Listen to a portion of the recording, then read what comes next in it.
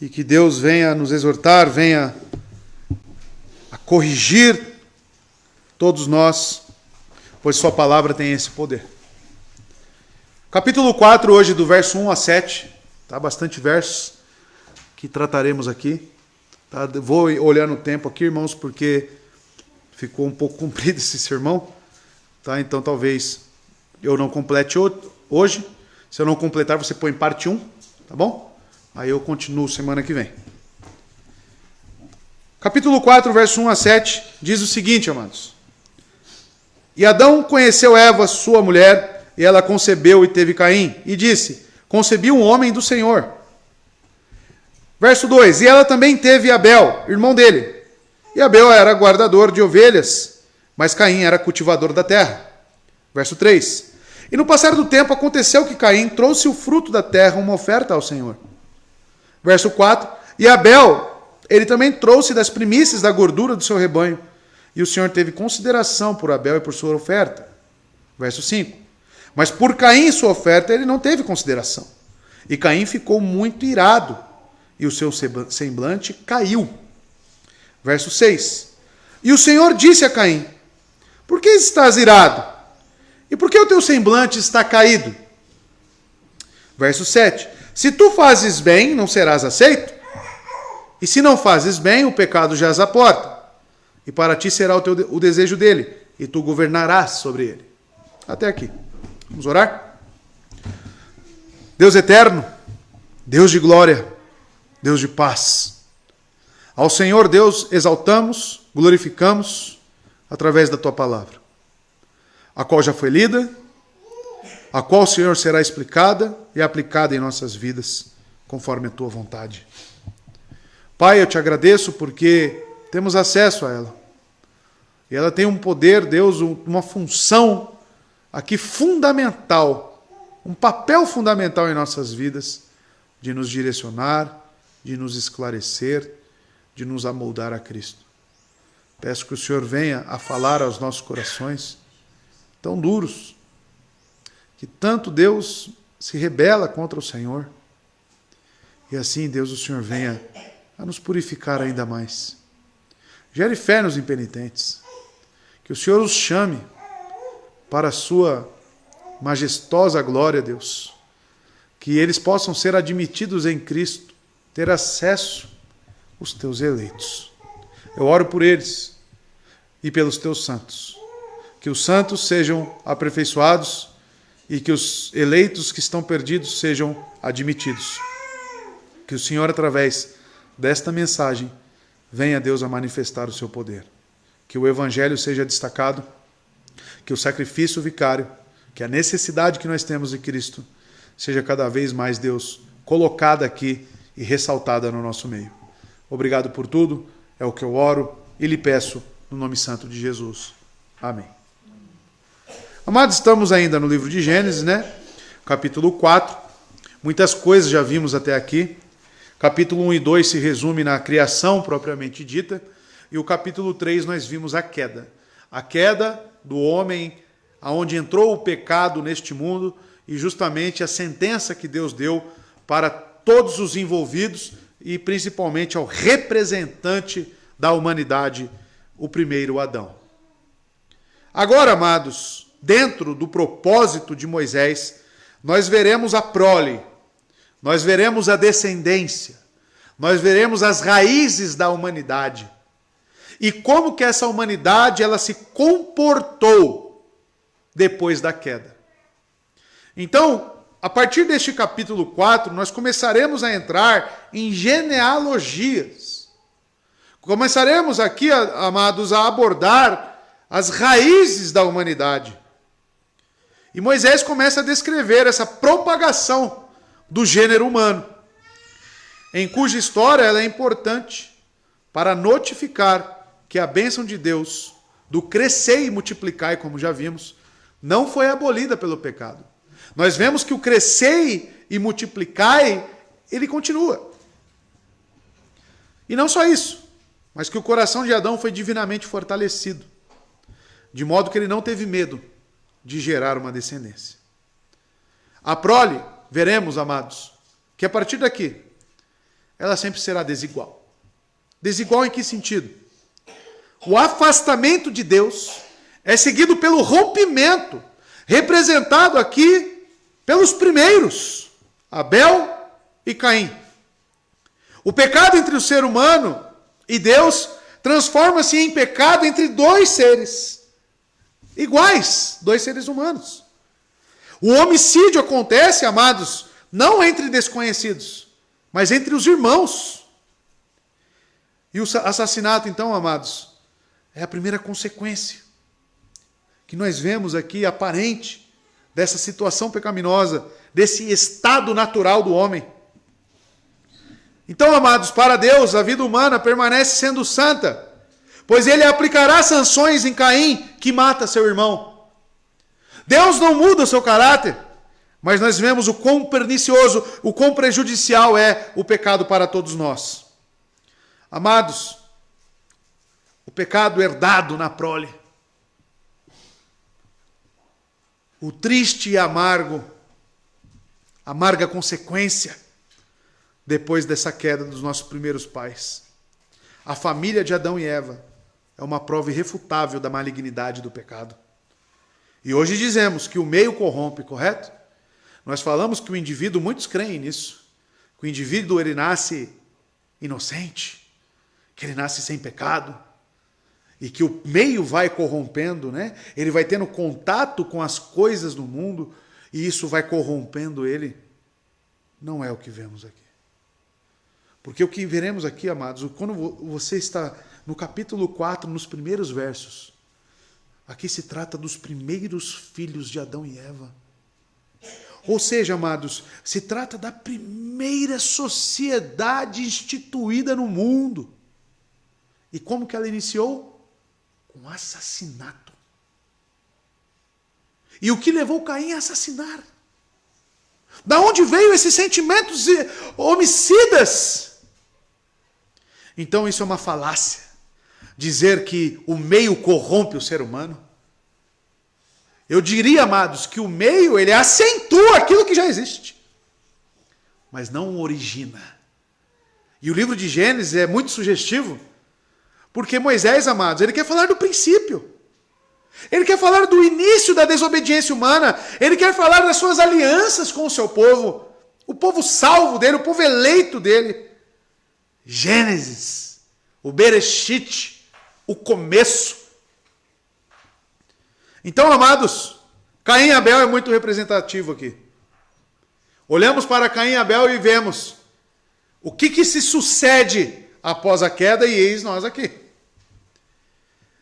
E veremos também, amados, não só o pecado, a geração pecaminosa, mas também veremos uma descendência espiritual. Veremos uma descendência que recebeu a graça de Deus. Caim e Abel, perceba que eu quero que os irmãos prestem atenção isso no texto. Caim e Abel sugaram o mesmo leite materno, irmãos. Caim e Abel eles foram instruídos na mesma casa, com os mesmos costumes, com as mesmas histórias. Receberam a mesma carga genética. Ouviram os mesmos ensinamentos. Cresceram no mesmo lar, no mesmo ambiente, ouvindo as mesmas coisas. Todavia, Caim era do maligno. Todavia, somente Abel foi temente a Deus. E isso deve chamar a nossa atenção. Que a salvação é apenas pela graça. Que a descendência espiritual depende de Deus e não do homem. Porque, amados, essas duas figuras, Caim e Abel, que serão introduzidas aqui nesses primeiros versos, de toda a genealogia, é justamente dois opostos. Vamos entrar no texto para entender melhor essa questão da prole após a queda, né, essa genealogia começando aqui, e vamos buscar o entendimento no nosso Senhor. O verso 1 vai dizer, amados: conheceu Adão a Eva, sua mulher. ela concebeu e, tendo dado à luz a Caim, disse: alcancei do Senhor um varão. Então a primeira coisa que destacamos aqui no texto e observando é que Moisés ele relata que Adão conheceu a Eva. E o que significa isso? Conhecer. Perceba, amados, que essa palavra conhecer no Antigo Testamento, ela é um termo técnico para representar no hebraico o relacionamento sexual. Mas deve chamar a sua atenção, por que relacionamento sexual está em conhecer? Quando eu falo conhecer, amados, e é justamente o que significa esta palavra, que é para perceber, ver, descobrir, e envolve um certo discernimento. É um verbo cal perfeito, que designa uma ação. Mas que tipo de ação é essa? A própria palavra não nos permite concluir que a relação sexual é um ato despretensioso. É um ato instintivo. Não, não é. A palavra conhecer, então, amados, no texto aqui usado para se referir a seres humanos e nunca para animais. O sexo entre marido e mulher deve ser um ato livre, decente e, amados, com discernimento do que está acontecendo ali. Coabitou o homem com Eva, a sua mulher. Essa expressão, amados, é jadar, no hebraico. Então abrange uma percepção, um sentimento, um conhecimento daquilo que une o homem à mulher. Abrange uma dedicação do ser humano completo. Porque quem tem capacidade de conhecer? Quem tem capacidade de discernir? Um cachorro? O homem. Então nós percebemos que a instituição do relacionamento sexual entre homem e mulher, ela está para um ato de discernimento, ou seja, é um ato que envolve a sua alma. O relacionamento decente, dentro dos padrões de Deus, dentro da forma de Deus, não é algo instintivo, é algo consciente, é algo santo, é algo que glorifica a Deus. Então isso nos leva a pensar no que o homem transformou o ato sexual. No que os maridos e as esposas, como que vocês têm se relacionado sexualmente? E eu falo agora apenas para casados.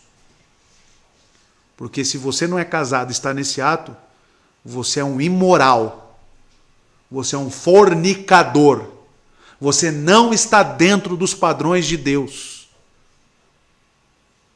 Agora, aos casados, você não tem uma licença para fazer tudo o que você quer com a sua esposa. Justamente pelo que está enquadrado, pela percepção que está nesta palavra, conhecer o homem e a sua mulher.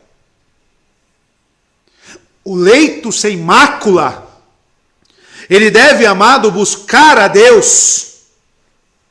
Você deve olhar para a sua esposa com respeito, com amor, tratá-la não como um objeto sexual apenas instintivo. Oh, mulher, quero satisfazer os meus desejos. Não! Não é para isso que Deus instituiu, mas sim para glorificá-lo com isso. Muda muito os nossos conceitos. Uma só palavra muda o nosso conceito do ato sexual. Moisés escreve que Adão conheceu Jadar. Jadar. Ele percebeu. Sua Bíblia está conheceu? Conheceu. Não é apenas se juntou. Não é apenas fez algo. Não. Quem age dessa forma é os ímpios. Você deve pensar em Deus, amado. Porque é Ele quem instituiu. Quem deu a ordem, multiplicai? O próprio Deus. Isto veio dele, sede fecundos veio dele. Então o ato do relacionamento sexual é algo que envolve a nossa fé. Então logo eu não faço qualquer coisa. Eu devo ter um discernimento. Acabamos de falar na EBD. Tudo deve ser para a glória de Deus. Você acha que o seu sexo está fora disso? No seu casamento, com o seu esposo? Eu tenho pena das mulheres com jugo desigual. Porque o ímpio, ele vê as coisas pelo mundo, e ele chega em casa e ele quer fazer com a esposa. Aí a esposa que é crente deve fazer o quê? Não. Você deve respeitar a minha fé. Eu não me sujeito a isso, porque minha submissão para você é no Senhor. E isso que você está propondo, isso é pagão. Não me sujeito. Porque você tem discernimento, correto? Como cristã. O esposo não. O esposo não. Então você deve glorificar a Deus. É a primeira coisa que eu destaco. E assim ela concebeu. Nós temos aqui uma ilustração do que é um casamento pactual. Do que é um casamento que glorifica a Deus. Um casamento que agrada ao Senhor.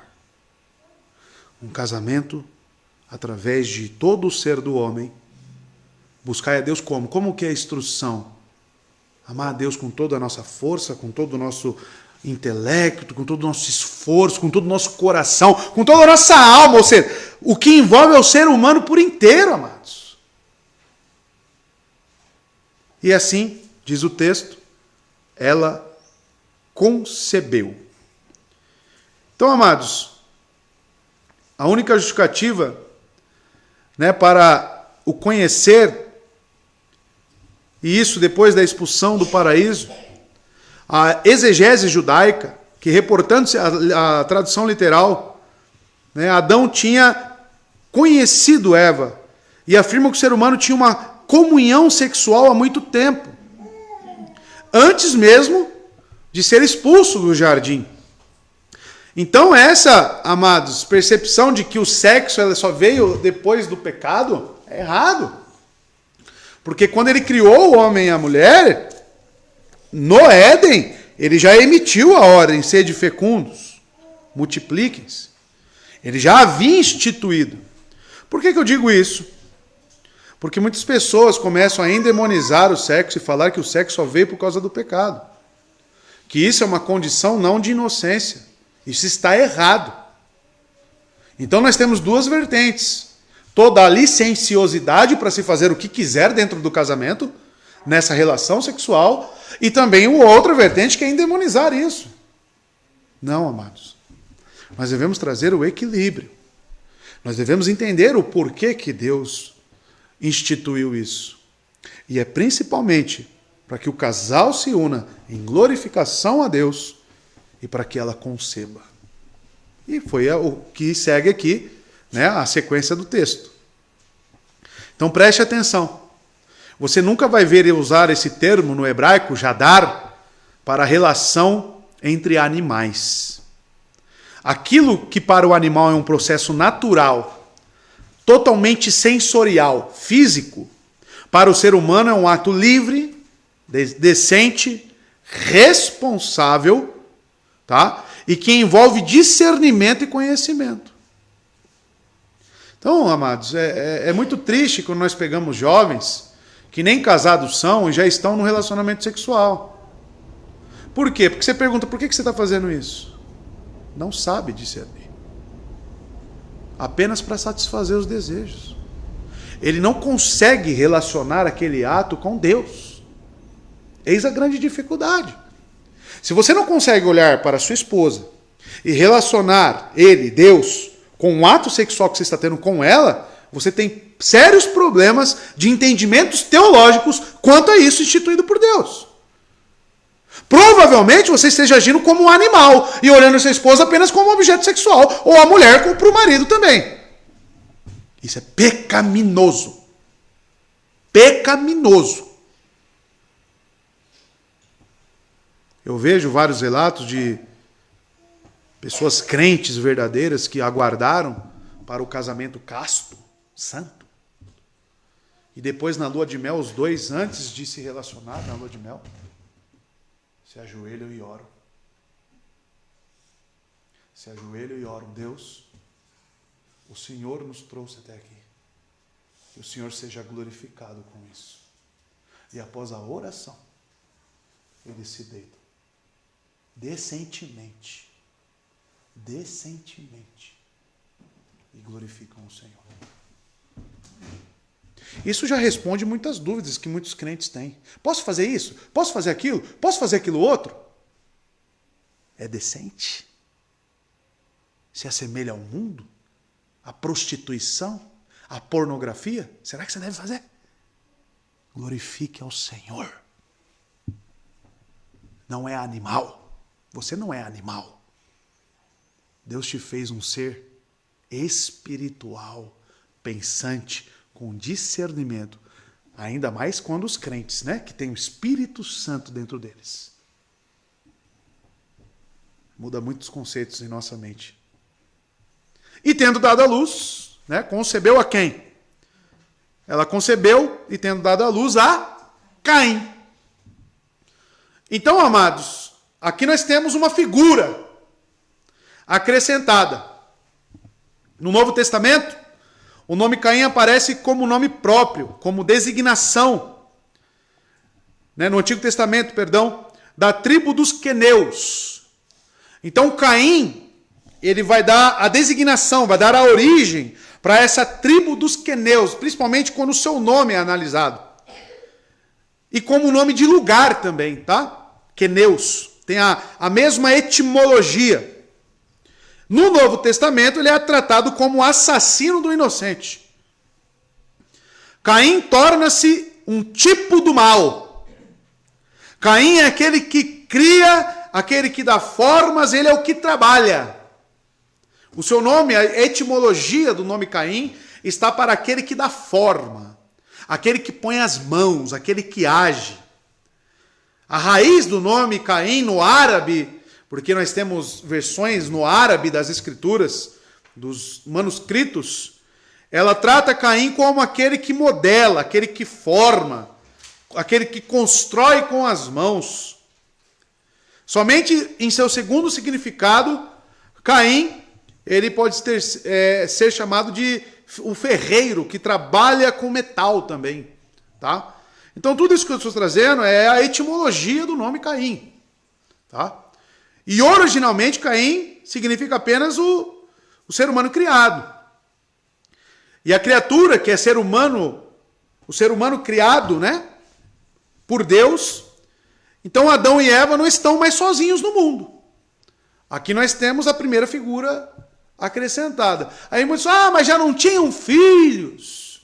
Amados, eu sou fiel às Escrituras. Então quando aparece a primeira pessoa, é o que eu vou seguir. Tá? Eu não vou criar pressupostos e inferências. Eu vou seguir o que está aqui. Então a primeira pessoa, além de Adão e Eva, inserida no mundo, que aparece é quem? Caim. E é isso que basta pra gente. Tá? Então, amados, a dupla de homem e mulher torna-se um trio agora. Um homem, uma mulher e uma criança. Tá? E diz o texto aqui na continuação: a mulher concebeu, dando à luz a Caim, e disse. O que ela disse? Alcancei do Senhor um varão. Então este Caim, ele é recebido pelos seus pais, principalmente por Eva, de uma forma que, digamos que especial. Por quê, amados? Esse disse, do hebraico almar, tem uma raiz aqui primitiva que é como se alguém estivesse dizendo com grande latitude. O que é isso? Ela está bradando algo. Ela está anunciando. Ela está até mesmo ostentando. A palavra aqui disse, traz até esse aspecto de ostentar, certificar, dar um comando, declarar. Eva está então dando um brado. O verbo cal aqui, amados, ou seja, a ação é do próprio sujeito e se conecta a um verbo anterior, porque é um verbo sequencial imperfeito. Então o ato de conceber, que é o verbo anterior, ela olha para essa concepção e isso gera algo dentro dela. Gera algo dentro de Eva. A ponto dela dizer, alcancei do Senhor, segundo a versão aqui, né, a João Ferreira de Almeida, um varão. Então, amados, assim como Adão se jubila, porque é muito semelhante ao que nós vimos no capítulo 2, verso 23, quando Adão recebe a mulher. Adão disse, lembra que eu disse para os irmãos? Esta agora é osso dos meus ossos, carne da minha carne, ela será chamada mulher, porque ela foi tomada de dentro do homem. Foi algo, um motivo de alegria, foi algo que jubilou o coração de Adão. A mesma coisa acontece aqui. E aí você deve perguntar ao texto: por que Eva ficou alegre? Por que Eva explodiu de alegria? Por que ela está louvando pelo nascimento deste filho? Ela explica com suas palavras o presente recebido. Ela dá boas-vindas jubilosas, dirigidas ao primogênito. Então, entre as frases misteriosas do Antigo Testamento está esta, amados. Porque muitos exegetas judaicos têm grande dificuldade, não só com esse texto, mas de realmente entender com precisão qual é a intenção de Eva ao oferecer esse brado e esse júbilo. Então, amados, algumas vertentes vão surgir aqui, alguns significados. Mas eu quero analisar com o irmão dentro do próprio contexto. Tá? O que está acontecendo aqui e o que nós podemos retirar para a interpretação do próprio texto, né, sobre este brado, sobre esse júbilo de Eva.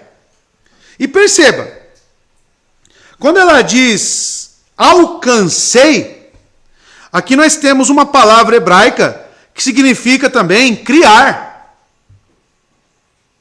Ela está falando, então, poderia ser traduzido, criei Yahvé, porque Senhor aqui não está Elohim, criei Yahvé um varão.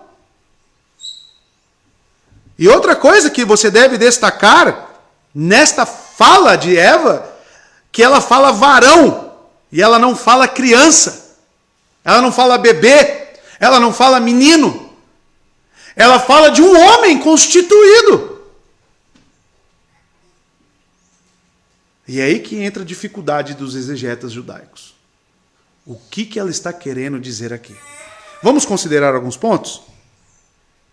Então, amados, a primeira coisa que eu sou sincero com os irmãos é que, não só eu, mas muitos teólogos, é impossível determinar com segurança o significado definitivo dessa frase.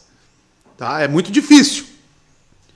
Mas a maioria dos comentaristas decide incluir, né, uma partícula et, né, um sinal do acusativo, como preposição. Né? Aí ficaria, criei com o Senhor, como se fosse um ato participativo com Deus, né, com Yahvé, relacional. Mas, amados, em nenhum outro trecho do Antigo Testamento, esse et, né, do hebraico, como uma preposição, aparece em conjunto com o nome de Deus. Você nunca vai encontrar, então, no Antigo Testamento, algo que acompanhe uma ação conjunta com Deus. É sempre Deus tomando iniciativa e ele agindo por conta própria. Então, eis a dificuldade. O que está acontecendo aqui? Criei com Deus. Alguns acrescentam essa partícula. Mas o correto é criei Yahvé.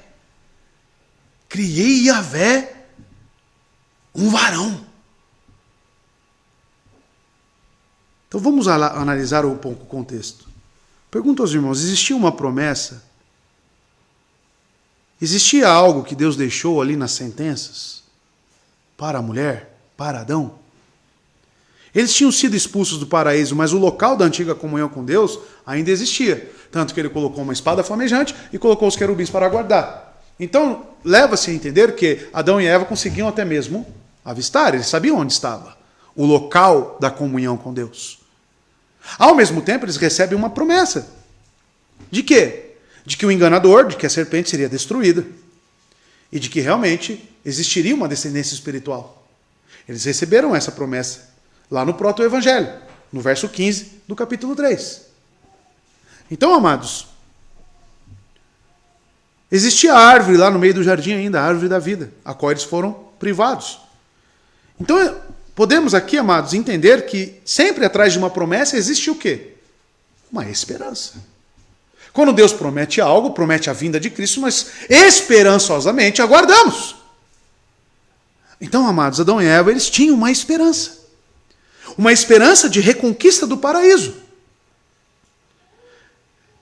E também, amados, perceba que Eva, mãe de todos os seres humanos, ainda se lembra dessa promessa de Gênesis 3,15.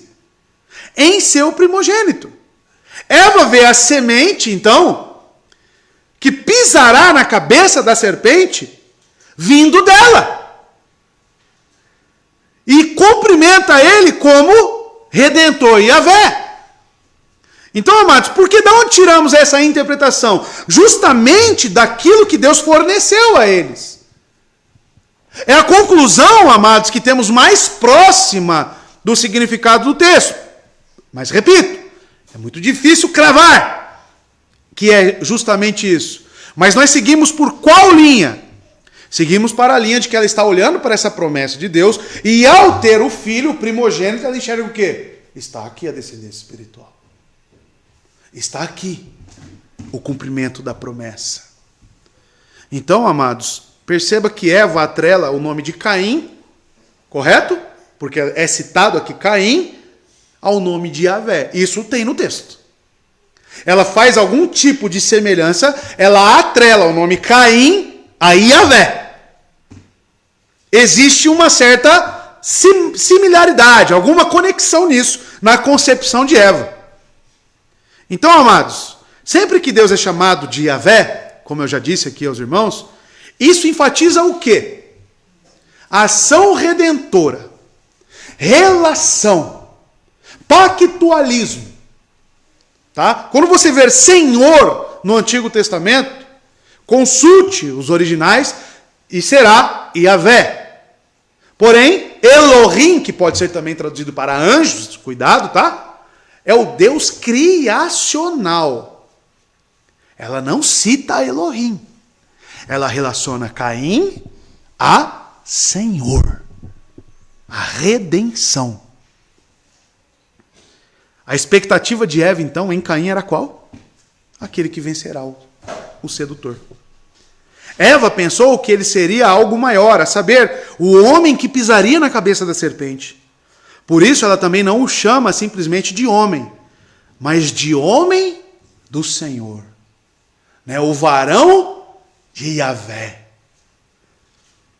Então, amados, aquele a quem o Senhor se referia ao dizer, teu descendente pisará na cabeça da serpente. Eva age aqui a agarrar-se, a colocar-se a esta promessa divina. E a fé na salvação que foi falada, que viria da sua prole, viria da sua descendência. Então, quando ela pega Caim, podemos aqui então, amados, seguir este caminho de que existe uma relação de que ela olhou para aquele menino e ela bradou. Yahvé. Consegui um varão de Yahvé. Ou seja, envolvia algum aspecto da fé dela quando ela dá esse brado? Certamente sim, irmãos. Certamente sim. Tá? É isso que Moisés está relatando. Que quando ela recebe esse primogênito, esse primeiro filho, ela tem um sentimento, pela palavra, né, dizer aqui, como eu disse aos irmãos, ao mar. Ela dá um brado. Então algo é desperto nela quando ela vê aquele primogênito. E um detalhe muito importante, como eu já disse aos irmãos, ela enxerga um homem, um varão, e não uma criança. No Antigo Testamento, qual que é o termo aqui para varão? É ish. Ish. E isso, amados, é designado para um indivíduo, um homem. Um homem.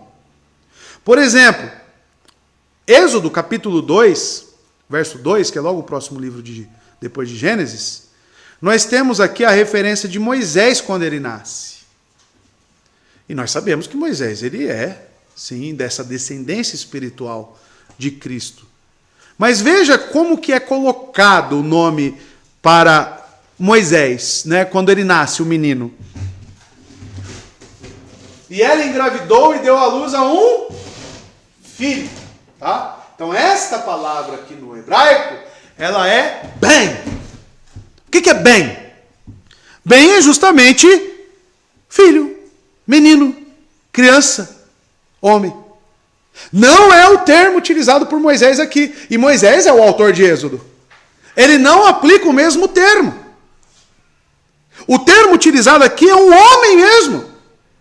Então soa muito estranho realmente Eva olhar para aquela criança, o primogênito, e falar que ali que tinha um homem do Senhor, um homem Yahvé. Ela viu algo ali. Ela constatou algo diferente ali. Verso 2. Tornou a dar à luz a um filho, a seu irmão Abel. Ou no hebraico, Rebel. Abel foi pastor de ovelhas e Caim foi lavrador da terra. Percebe aqui, amados, no verso 2, a primeira coisa que eu quero que você destaque aqui. Você percebeu alguma diferença quando o relato que Moisés fala no verso 1 sobre a concepção de Caim? E eu quero que você perceba a diferença de quando ele relata sobre Abel. Você vê a brevidade aqui da concepção de Abel? Como é muito mais breve, e ele já pula logo para as funções de Abel.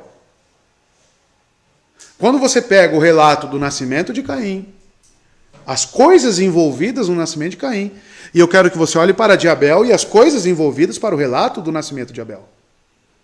E você percebe que tem diferença. Você começa a perceber que existe uma brevidade aqui no relato de Abel. Tornou a dar a luz um filho, o seu irmão Abel. Simplesmente isso. Depois ele deu à luz a Abel, seu irmão, né? Eva deu à luz a Abel. E como não se cita outra relação sexual, nem outra gestação, aí aqui, amados, vem algo muito interessante na construção desse texto. Tanto João Calvino quanto Martinho Lutero, eles vão afirmar, eles vão cravar, porque não tem aqui concebeu novamente. Não tem no texto. Eles assimilam isso que Caim e Abel eram gêmeos. Por não ter essa concepção novamente. O texto não diz que ela concebeu novamente. Como se fosse um ato contínuo. Aqui ela deu à luz a Caim, perdão, e logo veio Abel. E a suposição de que Eva tenha dado à luz a várias crianças de cada vez apoia-se na interpretação literal da formulação. Ela continuou dando luz. E isso aqui é verdade, irmãos, porque a palavra tornou a dar à luz, perceba, tornou. O que significa essa palavra no hebraico? Ela continuou, ela fez novamente. Dá a ideia de uma continuidade, de um ato que não parou e depois veio novamente, mas de uma continuidade, ela tornou a dar à luz. E é um verbo aqui, amados, e se tornou é um verbo refil.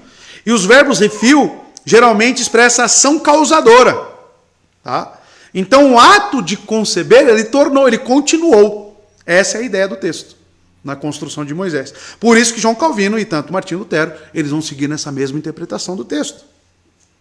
E aí outras suposições é que Eva deu à luz não somente a gêmeos, Falam que ela deu luz aqui até mesmo a trigêmeos, a quíntuplos e vários outros seres. Tá? Mas relatados biblicamente apenas Caim e Abel. Por que isso, pastor? Porque Moisés ele tem a intenção. Ele tem a intenção de mostrar as duas descendências. Ele quer mostrar as duas sementes. Então ele só precisa falar de uma que agradou a Deus e de uma que não agradou. Essa é a intenção de Moisés em toda a genealogia. Os irmãos irão perceber, estava até falando com o Felipe isso, né? Seu professor disse isso, né, Felipe? Que a genealogia ela se constrói o quê? Em uma descendência abençoada e outra não. E Moisés vai seguir essa ordem. Aí as pessoas querem falar para a gente que não existe eleição. Como? Já tem aqui. Escancarado. Isso aqui está escancarado, irmão. Escancarado. Aceitou a um, a outro não. Está escancarado isso. Mas veremos com mais calma. Então tornou a dar à luz a um filho, seu irmão Abel. E perceba que Abel, em comparação ao nascimento de Caim, foi muito diferente. E acompanhado, porque nós sabemos, irmãos, que dentro da cultura judaica, os nomes dados aos filhos são significativos, às vezes acompanhados de algum sentimento ou de alguma coisa que eles estão passando. Caim teve o seu significado, né? O homem, o que molda. Agora Abel, ele já tem uma expectativa diferente pelo que soa no seu nome. Tá? Nas boas-vindas, nem explicação para o nome tem, como ela deu para Caim. E a palavra hebraica que dá origem ao nome de Abel significa sopro, significa nulidade ou coisa passageira. Este nome respira resignação ou uma esperança frustrada.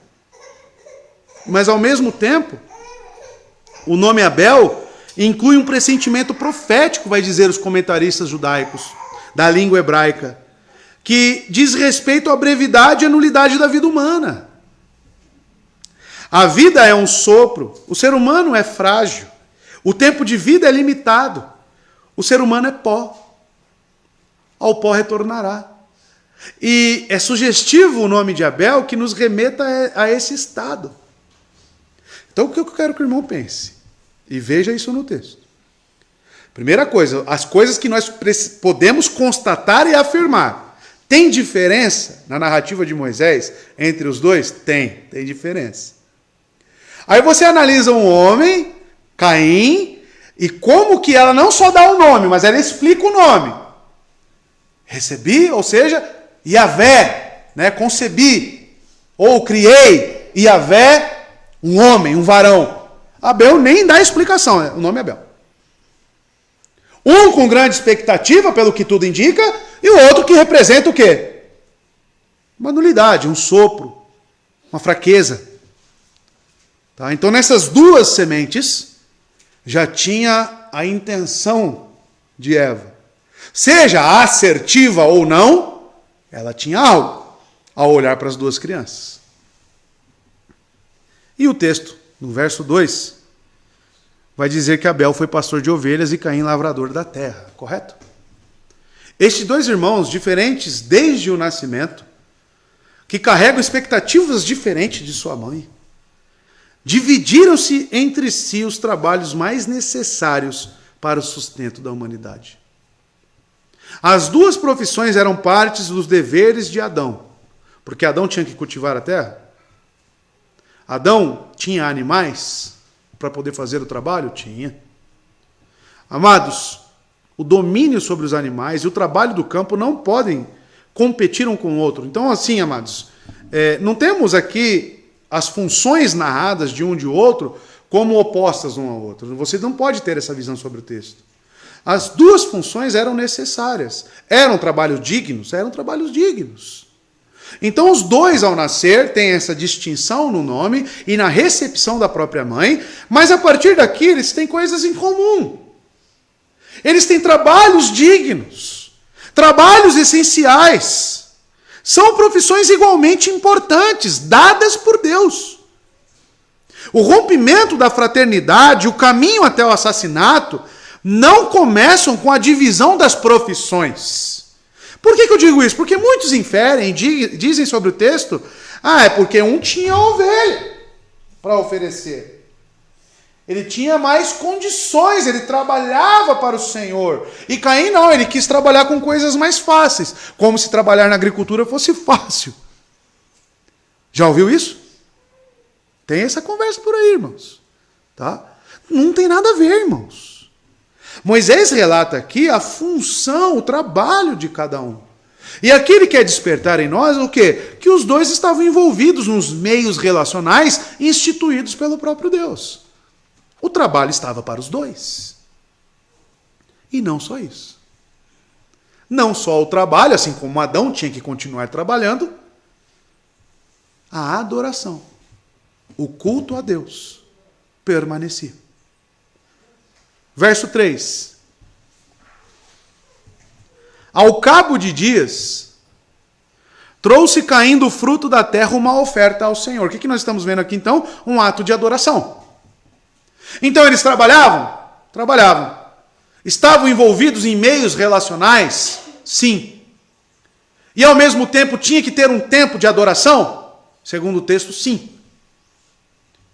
A primeira palavra que eu destaco para os irmãos é que ao cabo de dias, né, como está na minha versão, ou no fim dos dias. Mas qual que é a ideia dessa palavra? Por que Moisés coloca essa palavra ketz?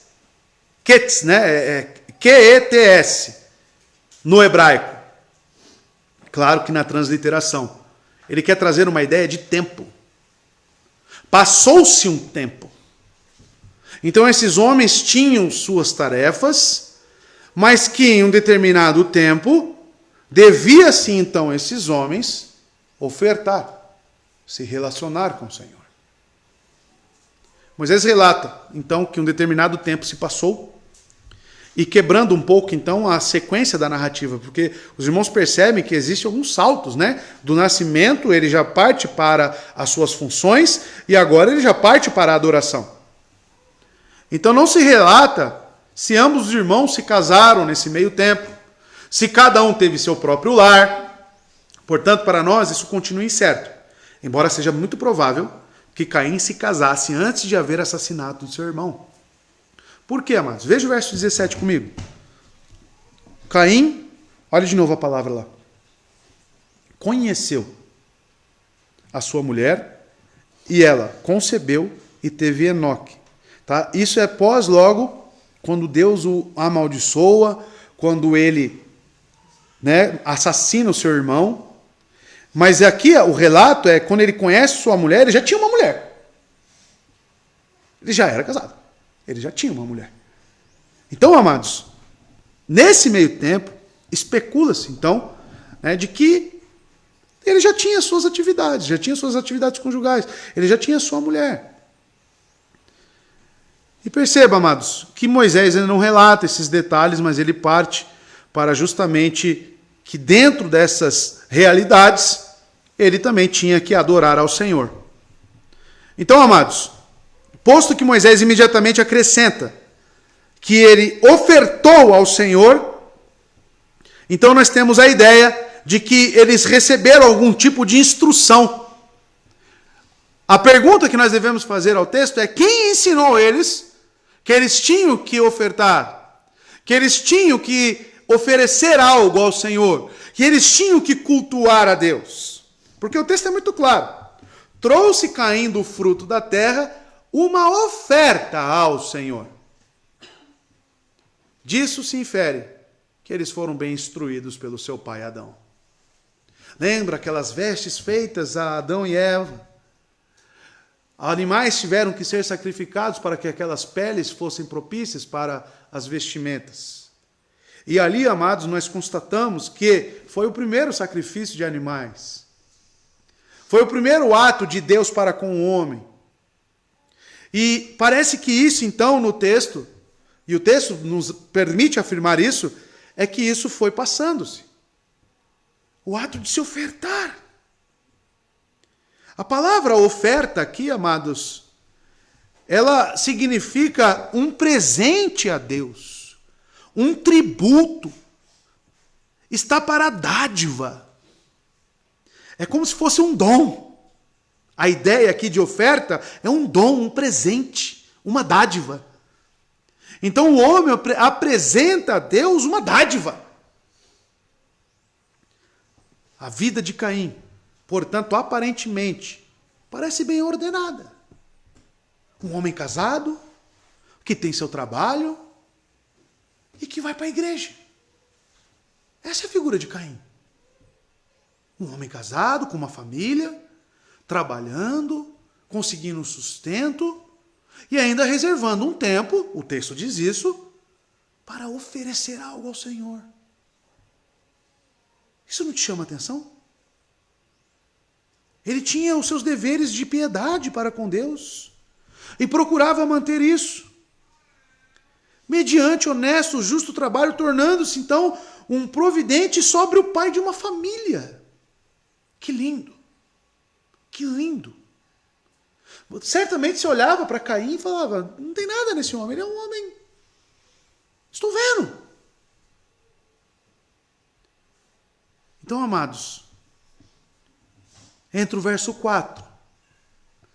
E os irmãos estão percebendo que Moisés está trabalhando aqui com contrastes, com comparativos. Apresenta um, apresenta outro. Fala de um, depois fala de outro. É muito semelhante com a estratégia de João, como João relata o seu evangelho.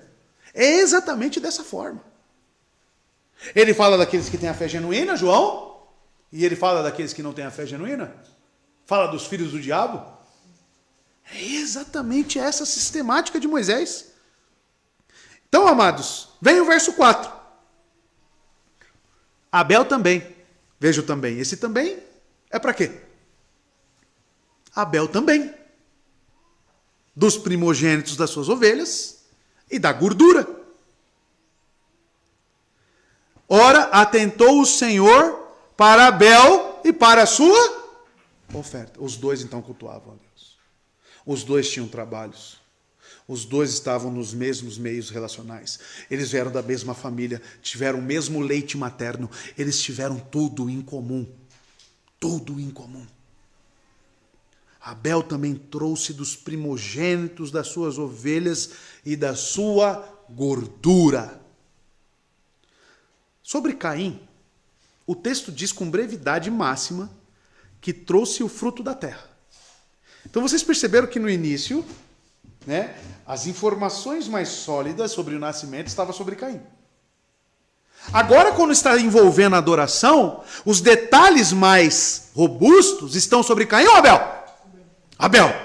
Então Moisés tem uma intenção nisso. Ele quer que você olhe para Abel com uma maneira, principalmente quando ele fala que atentou o Senhor para Abel e para a sua oferta. Então ele está chamando a minha e a sua atenção na leitura desse texto. Então, amados, ele trouxe do fruto da terra, Caim. No caso de Abel, relata-se aqui, Moisés, que ele trouxe das primícias de seus rebanhos e da gordura deste para dar de presente a Deus. Aqui nós vemos, no relato de Abel, isso não significa, tá, que Caim deu de qualquer coisa, tá bom? Eu quero que você esqueça essa interpretação. Mas eu quero que você olhe para Abel e veja que ele separou algo diferenciado. Ele teve, digamos que, um cuidado maior no seu ato de adoração. Ele foi lá no seu rebanho, tá, de ovelhas. Ele falou, preciso aqui ofertar uma ao Senhor. Ele tinha isso em mente. Qual que ele escolheu? O primeiro, a primeira parte, e a parte gorda, a gordura, a parte mais vistosa, a parte mais benéfica. Ele pegou o melhor. Isso está relacionado ao ato de Abel.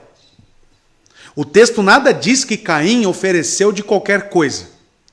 Ele ofereceu do fruto da terra. É breve o relato. Mas aqui nós temos detalhes sobre Abel, que ele teve um cuidado mais aperfeiçoado. E lemos que Deus se agrada do homem a quem ele outorga seu favor. Entanto, amados, devemos notar a ordem aqui observada por Moisés, pois ele não declara simplesmente que o culto de Abel prestou foi agradável a Deus, mas começa a analisar o que está sendo analisado aqui. Moisés, ele abre o verso 4 aqui para nós, olhando para quem? Para a oferta ou para o ofertante? Qual é o foco de Moisés? É a oferta ou o ofertante? O ofertante. Ele está falando de indivíduos. E como que eles agem? É isso que nós temos que olhar. O foco não está no que está sendo colocado, mas sim na pessoa. A primeira coisa, amados, que devemos entender é que Deus olha sempre além do ato religioso. Deus sempre olha para além daquilo que fazemos. Ele está vendo além do que é estereotipado. O texto revela que Deus não aceitará as obras, exceto aquelas cujos praticantes já é previamente aceito e aprovado por Ele. Ele não o surpreende, pois o homem vê as coisas que são aparentes. Deus, porém, olha para o coração, como diz em 1 Samuel 16:7. Portanto, ele não te estima em outro tipo de obras, senão aquelas que procedem da fonte do coração. Consequentemente, ele não somente rejeita, como também abomina o sacrifício dos perversos. Por mais esplêndidos que pareçam aos olhos dos homens, o que procede do impuro permanece impuro. Por que você não pode focalizar, amados, olhando para o texto, apenas no que eles ofertaram? Porque eu te faço uma pergunta.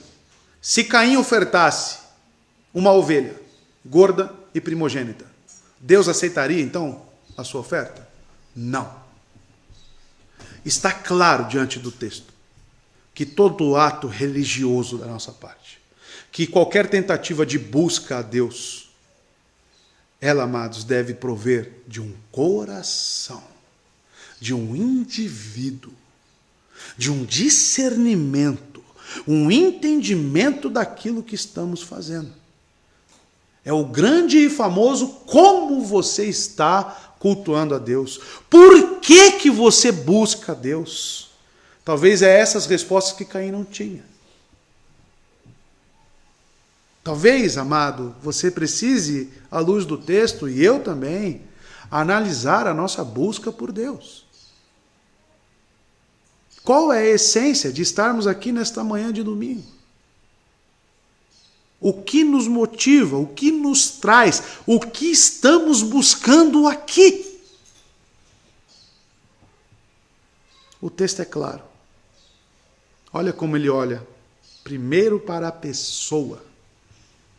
Ora, atentou o Senhor para a oferta primeiro?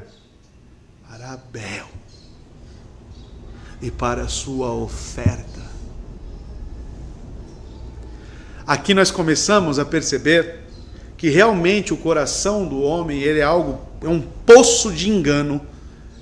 Porque Eva, eu acredito, irmãos, de que ela apostaria todas as suas fichas em Caim.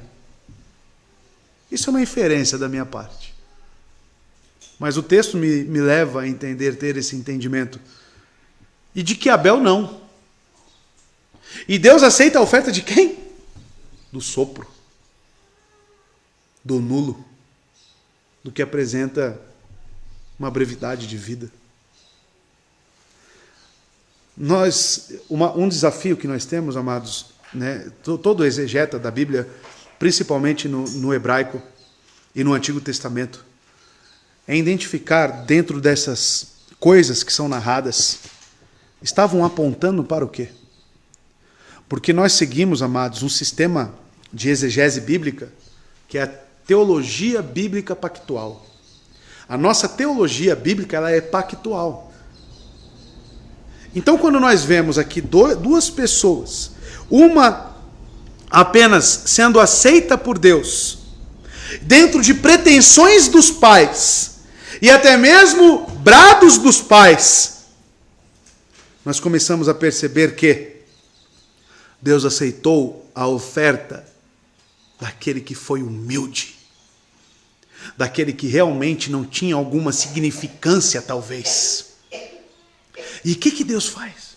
O que Paulo diz no Novo Testamento? Que Deus escolhe as coisas loucas deste mundo, as coisas desprezíveis deste mundo, para confundir as sábias e aqueles que acham que são alguma coisa. Deus escolheu Abel, irmão. Talvez a pessoa que esteja cultuando verdadeiramente no nosso meio não seja aquela mais eloquente. Não seja aquela que tenha mais conhecimento bíblico. Talvez o culto que Deus esteja aceitando das pessoas seja daquelas pessoas que mais ficam quietinhas, mas que levam suas vidas pacatas para a glória de Deus.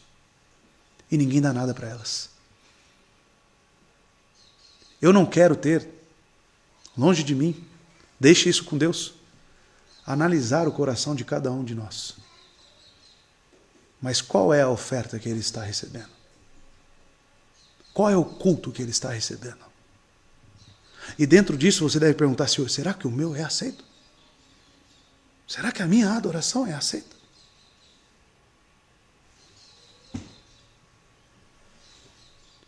Ora, atentou o Senhor para a oferta de Abel. Essa palavra atentou, ela também é interessante, porque é como olhar sobre, é inspecionar, considerando, ter respeito. Essa palavra atentou, que está aqui na minha versão, ela é como está dizendo, Moisés está dizendo que Deus teve respeito pela oferta de Abel. Deus respeitou, Deus considerou aquilo.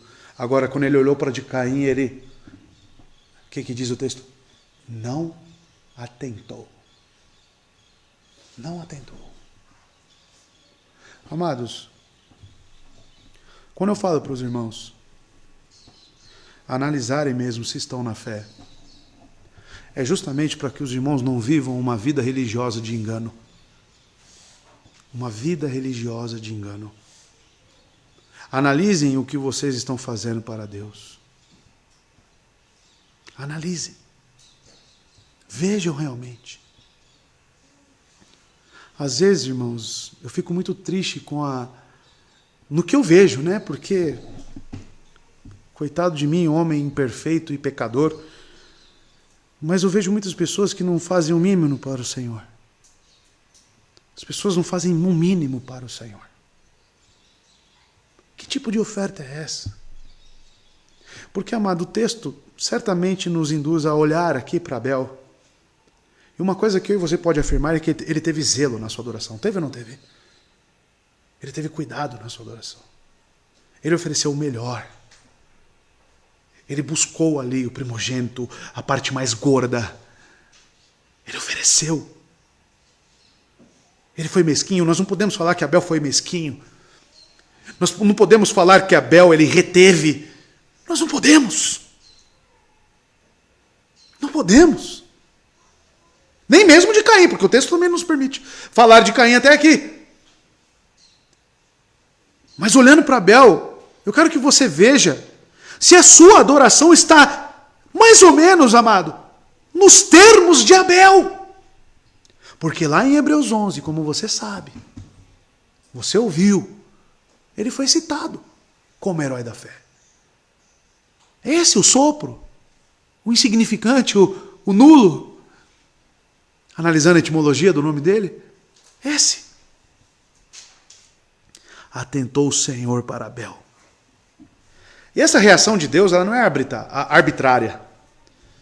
Não pode ser explicada como uma simples referência à livre graça ou ação soberana de Deus.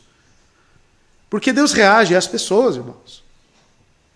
Ele não vê somente o exterior, os presentes que lhes foram trazidos, mas também a postura interior por detrás das ofertas. Por isso o texto diz que Deus viu Abel e sua oferta. E também olhou para Caim a sua oferta, mas não aceitou. Quando eu falo para o irmão precisa ser reverente na igreja. O irmão precisa chegar no horário. O irmão precisa ser ofertante, ser grato a Deus. O pastor fica falando, esbravejando, falando. Mas, irmão, será que isso não é sintoma de alguma coisa? Será que isso não é sintoma de algo? Mas o irmão tem que ter essa resposta para si próprio. Porque a forma que como você está se portando no público, Deus me livre de poder analisar e ver a sua adoração privada, irmão. Porque a adoração se resume só aqui. E Deus te acompanha em quantos momentos da sua vida? Quantas horas por dia Deus está olhando o seu coração? Olhando a sua adoração e a minha adoração.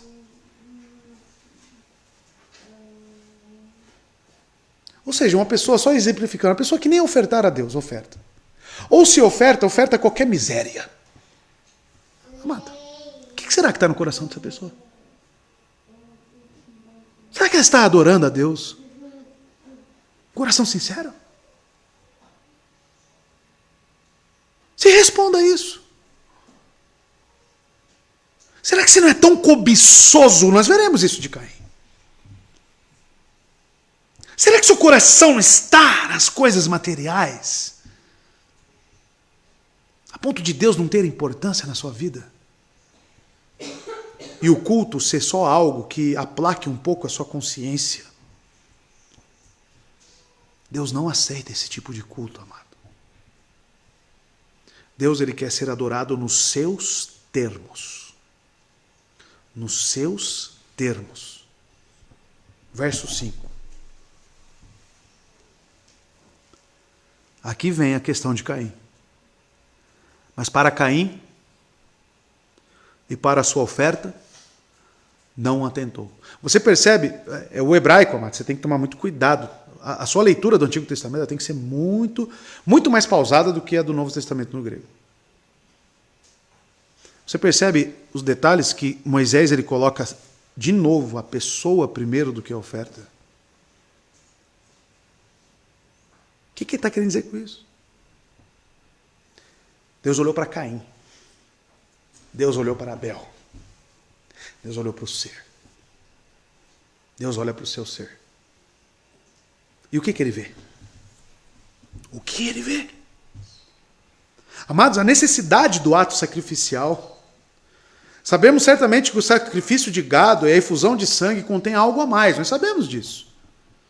A saber que o ofertante deve ter dignidade de seus olhos, em seus olhos, de que a morte é próxima. E, contudo, deve crer em Deus como propício a ele. E um sinal também que no sacrifício de animais e o sangue vertido era uma tipologia que apontava para o Cordeiro de Deus, o Filho de Deus que morreria. E não se deve duvidar que Caim conduziu como os hipócritas costumam fazer. Tudo o que Caim fez aqui foi como um hipócrita, irmão. Ou seja, ele pretendeu apaziguar a Deus, ou seja, estar bem com Deus, como alguém que quita uma dívida por meio de um sacrifício externo. Sem a mínima intenção de se dedicar a Deus. Porque eu penso, amado, Caim certamente poderia ofertar de um animal também. Poderia ter muito mais significado aquilo que ele estava fazendo, a sua oferta. Mas isso tinha que partir do seu ser, do seu entendimento, da sua fé intrínseca no seu coração. É o que eu estava falando com esse irmão aqui, ali, antes de começar a EBD. Eu falei, gente, porque a devocional foi justamente falando da lei, né? E talvez a lei e o nosso apego a ela, o legalismo dela, nos prive de muitas coisas na graça. Ficamos com essa cobrança, temos que fazer, né? Eu tenho que ser piedoso, eu tenho que ser como puritano. E você fica debaixo de um legalismo em forma de piedade e esquece de que esse não é o caminho. O caminho é uma contemplação a Cristo, é um relacionamento pactual com Cristo. É você olhar para a graça, para a sua obra, para a pessoa de Cristo, admirá-lo, amá-lo. E perante essa troca relacional, pactual, qual que vai ser a consequência? Sua adoração vai ser aceita. Por amar o seu Redentor, o seu sacrifício vai ser com zelo. A sua vida vai ser forjada e amoldada a Ele.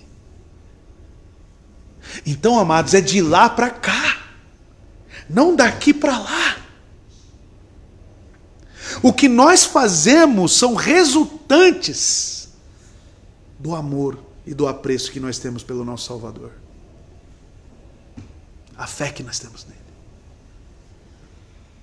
E é isso que faltava para Caim.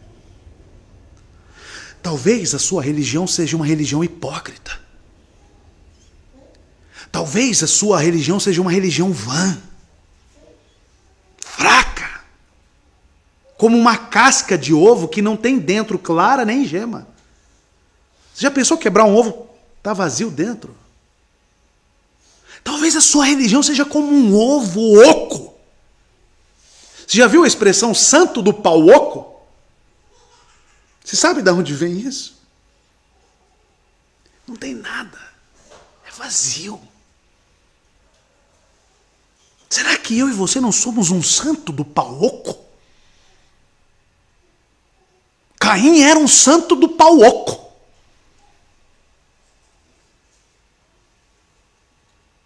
Você precisa buscar a essência da sua religião. A essência, a motivação correta para o cristianismo. Não é apenas externo. Se fosse Caim, teria sido aceito.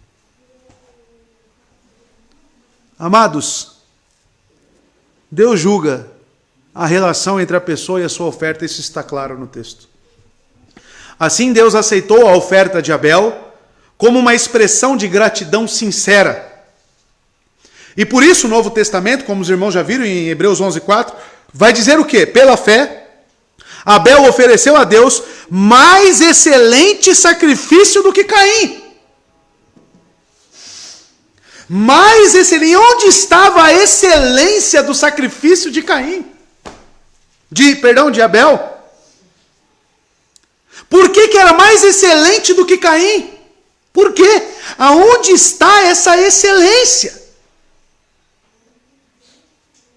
Está no mesmo ponto que a minha adoração e a sua adoração deve existir. Na fé. Na fé em Cristo. Então, amados, tanto esse olhar de Deus, as ofertas, amados, se manifestam no sucesso ou no fracasso posterior da vida desses dois homens. A forma como eles se relacionam com Deus vai trazer consequências para a vida. Isso será claro na construção do texto. Porque essa religião vazia, ela vai culminar no quê? No ódio pelo seu próprio irmão. Por que a Bíblia diz que a fé falsa ela não perdura? Por que a Bíblia diz que a fé falsa ela começa bem até, mas ela não consegue permanecer? Porque não tem essência. E as coisas deste mundo começam a invadir o ser da pessoa, invadir, até mitigar por completo aquilo que você tem que é falso. Você não vai conseguir permanecer. E é por isso que eu conclamo a igreja a analisar a sua adoração. Porque se a sua adoração é falsa, esteja certo de que você não vai conseguir permanecer o tempo todo, o resto da sua vida, com essa adoração hipócrita. Deus não vai estar com você. Porque Ele não esteve com Caim. Ele amaldiçoou Caim. Caim matou o seu próprio irmão. Por isso que João vai trazer claramente isso. Qual que é a principal base da religião cristã Qual que é o verdadeiro sentimento? Amor. Por isso que Jesus vira para os fariseus: se vocês fossem filhos de Abraão, vocês não iam querer me matar. Ele diz isso em João capítulo 8. Vocês têm o sentimento do pai de vocês. Você conhece crente que sente ódio por outra pessoa? Você conhece crente que fala: aquela pessoa não quero nem perto de mim? Odeia. O que o cristianismo tem gerado no seu coração? É esse o ensinamento de Cristo no Sermão do Monte? Ame seu próximo e odeie seu inimigo? É isso? Esse é o ensino farisaico. É um ensino farisaico. Isso não é religião verdadeira, porque Caim tinha esse sentimento. Veja Provérbios, irmãos, 21, verso 26 e 27, a falsa adoração do ímpio. Olha como é que ela é. O dia inteiro ele deseja mais e mais, enquanto o justo reparte sem cessar. O sacrifício dos ímpios já por si olha só, é detestável. Aqui está o sentimento de Deus para com a oferta de Caim e talvez a sua oferta. Talvez o seu ato de adoração. Detestável. Tanto mais quando oferecido com más intenções. Más intenções. O texto anterior, volta ali rapidinho, no 26. O dia inteiro ele deseja mais e mais. O que ele está falando ali, amado? Se você ler os conselhos sábios em Provérbios, ele vai dizer que o ímpio, ele cobiça, cobiça, cobiça, cobiça, deseja, deseja, deseja, deseja. Nós vimos que Eva, ela foi enganada justamente por desejar e cobiçar. Nós veremos que Caim, ele foi acometido do mesmo sentimento. Mais para frente no texto. E aí nós começamos a perceber o que determina uma adoração verdadeira. A adoração verdadeira, a religião verdadeira, é a que se despe, é a que se anula, como Abel, o nome Abel. Que você não tem nada de si próprio e se rende completamente ao senhorio do Senhor Jesus Cristo, o Yahvé. Amados, Abel teve uma expressão de gratidão sincera.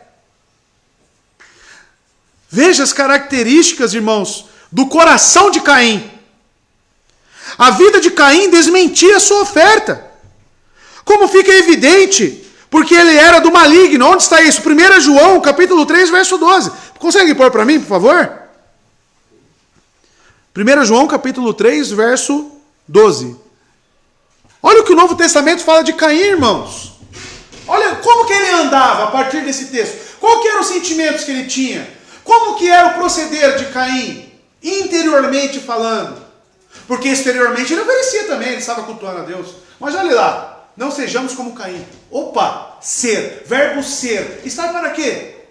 Que tipo de ação é ser? Estado, irmão. Como você anda? Como você cultua? Como você trabalha? Como você gera a sua casa? Quais os desejos, ambições? Não sejamos como Caim, que pertencia ao maligno e matou seu irmão. E por que o matou? Por que ele matou? Porque suas obras eram más. Mas veja, ele tinha obras. Ele tinha obras, mas eram obras más. E as de seu irmão eram justas. Por quê? Porque tinha essência. Abel era representado por este de Gênesis 3,15, que pisaria na cabeça da serpente. Abel cria naquele que seus pais pregou a ele. Abel cria. E para os pais, o grande desafio é você ensinar isso aos seus filhos. A religião verdadeira, com essência, porque você pode acostumar o seu filho a estar na igreja. Você pode vesti-lo como crente. dar a fala de crente a ele. E ele vai continuar o resto da vida dentro da igreja. Mas como um Caim. Como um Caim. Você deve sondar as motivações do seu filho. Filho, o que você sente na igreja? Por que você vai lá? E você vai começando a ver o que realmente ele sente. E claro, as obras que acompanham. Não é só ensinar um caminho, mas é ensinar o porquê que eu estou no caminho. Por que eu tenho que ir aos domingos e ficar o dia inteiro na igreja? Porque talvez nem você goste disso. Talvez nem você entenda o dia do Senhor. Porque, amados, uma coisa eu vou te dizer. Para compreender, amar o dia do Senhor, tem que ter fé. Tá? Tem que ter fé. Porque se você tentar forçar o dia do Senhor, você vai profanar. Não tem essencialidade. Não tem pactualismo.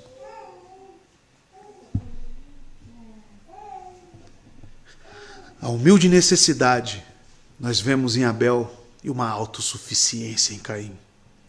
A oferta de Abel é de um pecador humilde e a de Caim de um arrogante autossuficiente.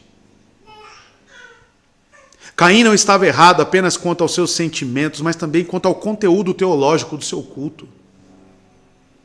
O culto de Abel era prescrito por Deus, pois estabelecia a verdade de um pecador que precisa ter seus pecados expiados. Se ele olhou para Cristo, amado, certamente o que podemos cravar, e o autor de Hebreus disse que ele teve a fé. Ele teve a fé, o autor de Hebreus nos afirma isso. A fé nas promessas.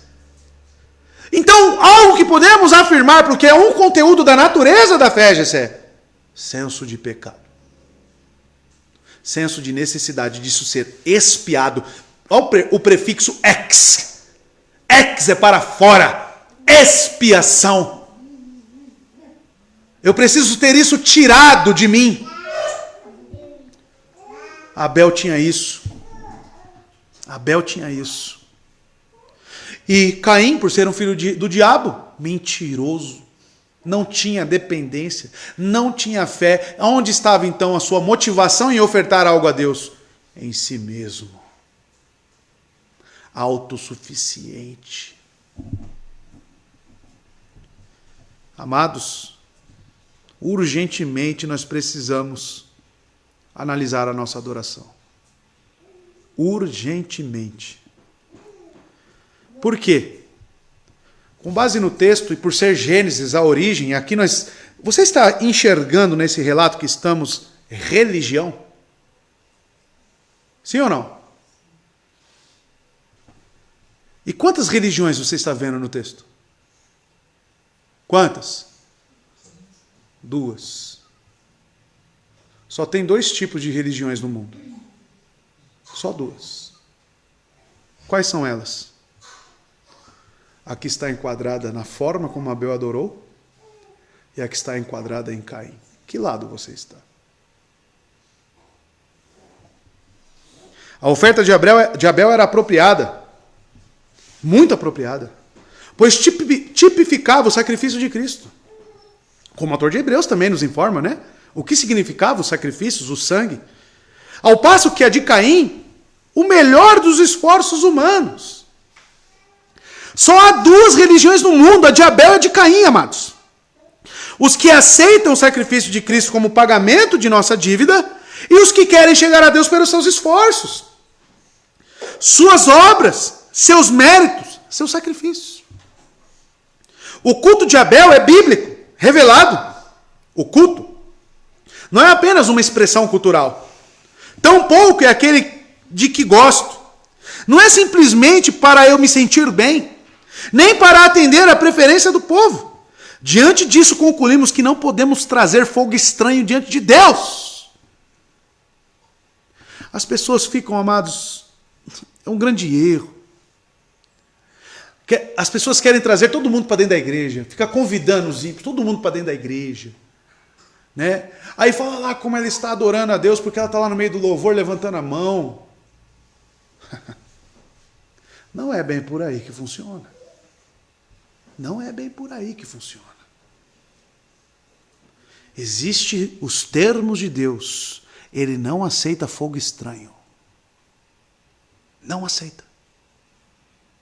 Adoração é somente pela fé. Ou seja, quem consegue ter uma religião como a de Abel? Somente aqueles que creem verdadeiramente em Cristo Jesus. E veja o que diz o texto na continuação aqui do verso 5. Pelo que irou-se Caim fortemente. Nesse ponto se pergunta de onde Caim percebeu que as ofertas do seu irmão foram preferidas às suas. Você pergunta isso ao texto? Por que ele se irou? Aí você presume, né, pelo relato, que ele viu que a oferta do seu irmão foi aceita e a dele não.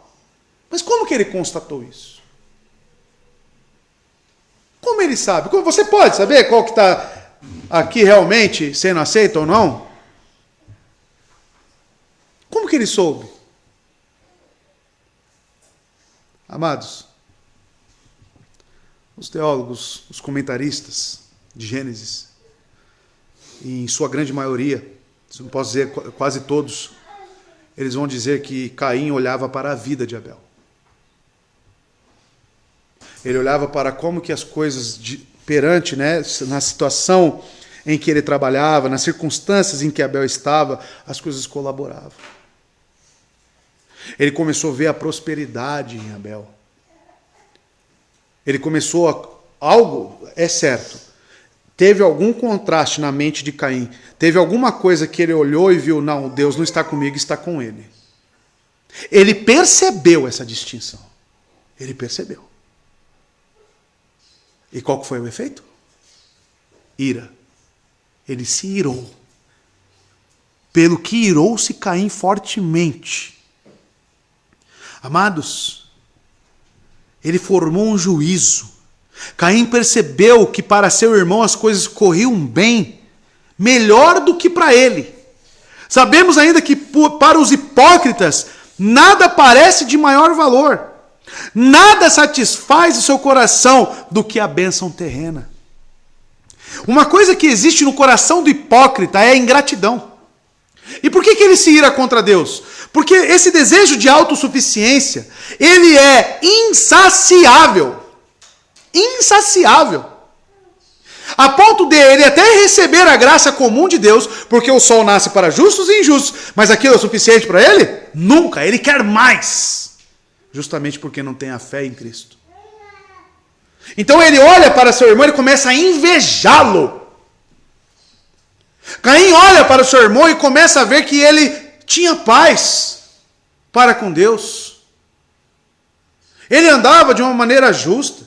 As coisas davam errado e ele estava em paz para com Deus. Mas por que ele andava dessa forma? Porque as coisas aqui não satisfaziam ele. Ele sabia que estava lá. Ele tinha fé em algo futuro, em algo maior. E a nossa vida, por isso que eu digo aos irmãos, como Cristo diz, a nossa vida neste mundo desperta ódio nos ímpios. Desperta ódio. Perseguição. Caim sentiu inveja, porque cobiçou as coisas que seu irmão tinha. E nós vemos esse princípio, por exemplo, em Jacó. Você lembra de Jacó que cuidou das ovelhas de Labão? Você lembra como é que ele pegou e como que ele entregou? Vamos ver no texto. Jacó tinha fé? Tinha. Muita fé. Gênesis 30, 25 a 30. Olha só. Depois que Raquel deu à luz José, Jacó disse a Labão, deixe-me voltar para a minha terra natal. Dê-me as minhas mulheres pelas quais eu servi, e os meus filhos, e partirei. Você bem sabe quanto trabalhei para você. Mas Labão lhe disse, se mereço sua consideração, peço-lhe que fique. Por meio de adivinhação descobri que o Senhor me abençoou por sua causa. Olha para o que Labão olhou. Por sua causa. E acrescentou, diga o seu salário e eu lhe pagarei. Jacó lhe respondeu, você sabe quanto trabalhei para você e como seus rebanhos cresceram sob os meus cuidados. O pouco que você possuía antes da minha chegada aumentou muito, pois o Senhor o abençoou depois que vim para cá. Contudo, quando farei algo em favor da minha própria família. Por que eu destaquei esse texto? Porque os irmãos entendam que a vida de um justo, independentemente de onde ele esteja, não estou dizendo que você vai ficar rico, não é isso que eu estou falando, mas que a bênção do Senhor vai acompanhar a sua vida. Deus provê, Deus cuida. Deus cuida. Agora, o desejo de cobiça é um desejo tão miserável que leva você a invejar, a querer o que não é seu, a roubar e a matar. Por que é o 10º mandamento? Não cobiçarás, porque te leva a fazer todos os outros. A ter outros deuses para si próprio, a rogar o nome de Deus em vão. A cobiça está em tudo. E o que Caim tinha? Exatamente isso. Caim era mau. Filho do diabo. Qual que foi o pecado do diabo?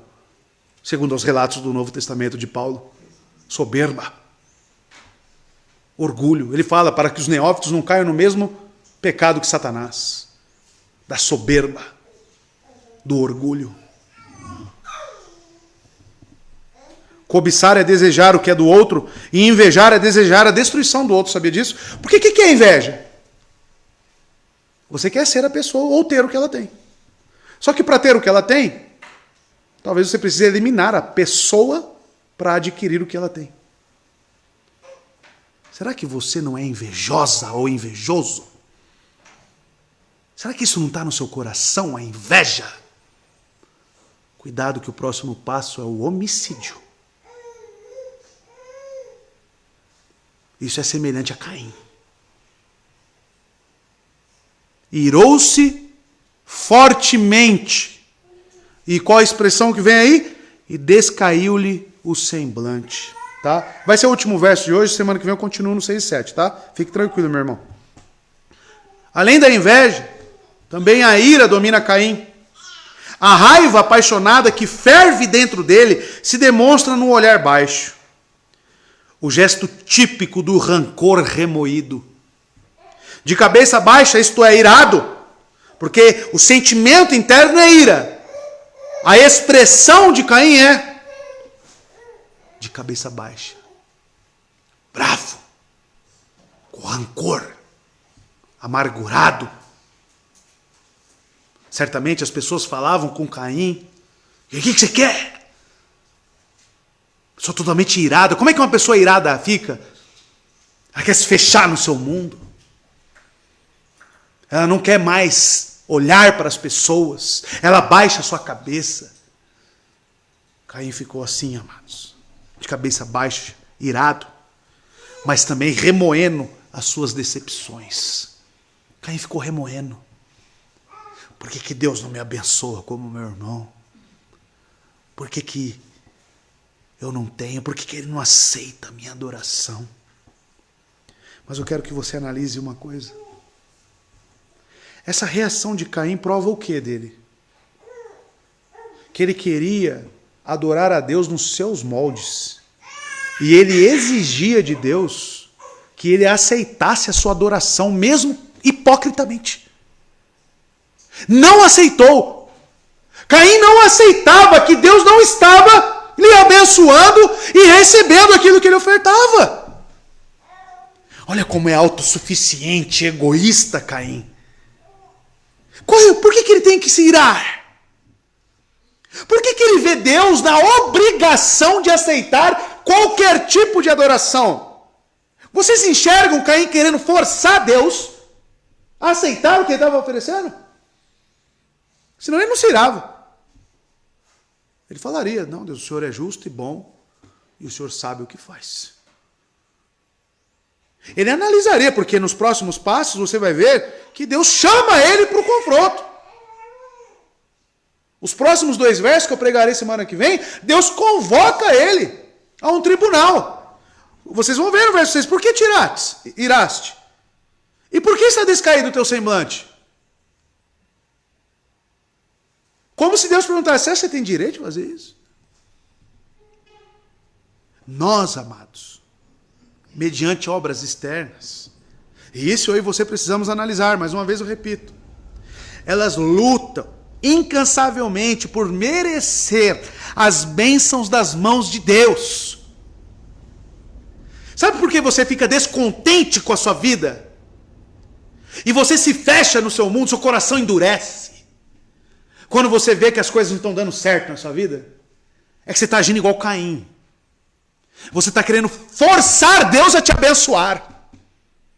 E você não aceita as circunstâncias impostas por Deus na sua vida. E você vira para ele e fala que ele está errado. E você se ira a ponto de querer destronar Deus do seu lugar e tirar ele de lá e sentar lá você. E por isso que nós ficamos tristes, revoltados. E eu falo por mim. Eu falo por mim. O irmão não tem noção de quanto que esse texto falou comigo. Fiquei até 1h da manhã preparando esse texto. Ontem. E Deus falando. Olha como você fica. Sabe quem ficou assim? Jonas. Jonas fugiu, a baleia pegou ele, levou ele pregou a cidade inteira convertida. E ele ficou, o que ele fez? Ficou descontente. Ficou bravo. Queria a morte, por quê? Porque ele não queria estar ali. Ele não queria aquelas pessoas convertidas. E Deus pergunta para ele, por que você está irado? E aí? O que você está fazendo aí? E Deus humilha aquele homem. Depois leia o finalzinho de Jonas. O que ele fez por aquelas pessoas? Quem sustenta? Deus olhou para aquele povo em Nínive e ele disse que eles não sabiam nem discernir a mão direita da esquerda. O que isso significa? Deus olhou com misericórdia para aquelas pessoas. E nós? Colocamos rótulos nas pessoas. Você pode, você é eleito, você não é. Você eu prego, você eu não prego. Você não aceita a soberania de Deus. Essa é a verdade. Será que você aceita a soberania de Deus? A sua reação diz isso. Porque se você continua invejando, cobiçando, é porque você não está contente com o que você tem. E quem tem te dado o que você tem? Então eu acho que ele está errado, né? Acho que ele está errado e você está certo, né? Não haja como Caim, amado. Se humilhe. Uma coisa que esse texto me ensinou é do que adianta a nossa raiva? Do que adianta o nosso descontentamento? Só revela o quão podre, o quão miserável eu sou. E o quanto que eu necessito de Cristo na minha vida. É isso que eu preciso. Para que a minha adoração seja quista, aceitável a Deus. Eu preciso me humilhar mais. Eu preciso me sujeitar mais. Por que você não ora? Sabe por que você não ora? Porque te falta isso, amados de Abel. Te falta humildade. Te falta se prostrar aos pés da cruz. De uma maneira digna. Deus abençoe o irmão. Vamos orar.